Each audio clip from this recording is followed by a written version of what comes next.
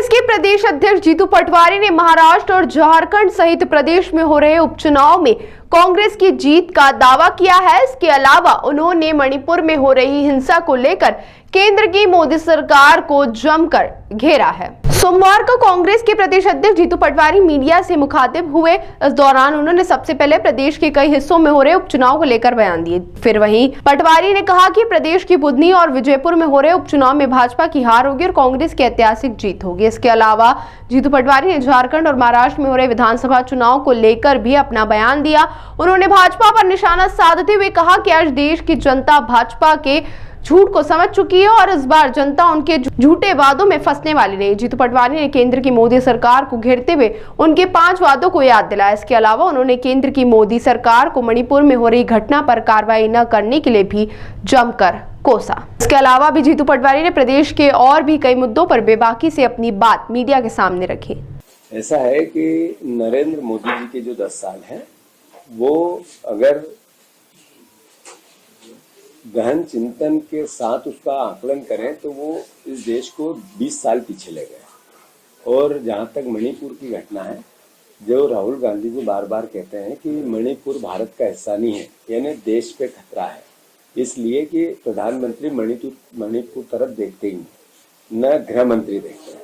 हालात बद से बदतर है। 1 साल 1.5 साल कैसा भयावह दृश्य होगा कि महिलाओं को नंगा कर करके दौड़ाया जा रहा था और पूरी दुनिया ने देखा, पर मोदी जी ने संज्ञान में नहीं लिया। आखिर ये नफरत, ये घृणा, ये लड़ाई जो पूरे देश में वो फैला रहे हैं, उसी का नतीजा है कि वो नफरत और घृणा का बीज इस तरह से भया हो गया।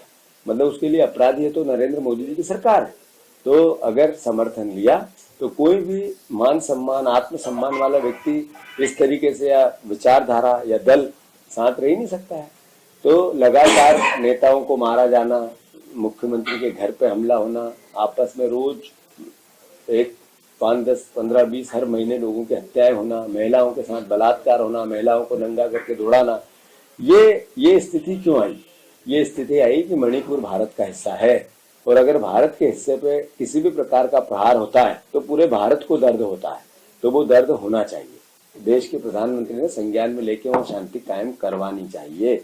मध्य प्रदेश के मुख्यमंत्री इस वक्त महाराष्ट्र में हैं। उन्होंने ये कहा है कि ST, SC, OBC इनके आरक्षण छीन कर कांग्रेस सिर्फ मुसलमानों को देना चाहती है, पर ये वो नहीं होने देंगे। भारत, राहुल गांधी जी लगातार संविधान की पुस्तक हाथ में लेके चल रहे हैं और वो जातिगत जनगणना की बात कर रहे हैं। जब वो जातिगत जनगणना की बात करते हैं तो मैसेज क्या है? ST के कितने अमीर है, कितने गरीब है, SC के कितने अमीर है, कितने गरीब है, कितने माइनॉरिटी के गरीब है, कितने अपर कास्ट के गरीब है। इन गरीबों का आकलन होना चाहिए और देश के संसाधनों पे उनका हक होना चाहिए। अभी अडानी और अंबानी से बाहर सरकार नहीं आ रही। 25% उद्योगपतियों के पास देश का 80% धन चला गया। तो इसकी लड़ाई कांग्रेस पार्टी लड़ रही है। नौकरियों में बैकलॉग के पद मध्य प्रदेश की सरकार ने नहीं भरे। मोहन यादव जी, आपको थोड़ा तो संज्ञान इस बात का होना चाहिए कि बैकलॉग के पद अगर भरने थे तो आपका दायित्व था, आप बीजेपी की सरकार का दायित्व था। 1,50,000 खाली है, आप अपराधी हो ST, SC के। अभी छात्रवृत्ति में कोटा कम कर दिया, कोटा छात्रवृत्ति वितरित नहीं हुई। अलग अलग तरह का जो मद होता है ST, SC पे खर्च करने का, सरकार वो कोलैप्स कर रही है, उसको दूसरे मद में ले जा रही है। तो ये सब तो आप हक छीन रहे हो, केवल नफरत और घृणा फैला के वोट लेना चाहते हो। अरे आप महाराष्ट्र गए तो आपको बताना पड़ेगा कि आपने 5 मोदी गारंटी दी थी, कितनी पूरी करी? 3,000 बहनों को देने लगे क्या? 2700 के गेहूं के दाम देने लगे क्या? 3100 के धान के दाम देने लगे क्या आपने 450 का गैस सिलेंडर दिया?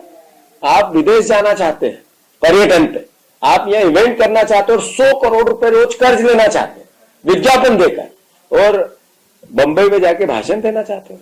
पहले मध्य प्रदेश की सुख तो ले लो, फिर बंबई जाओ।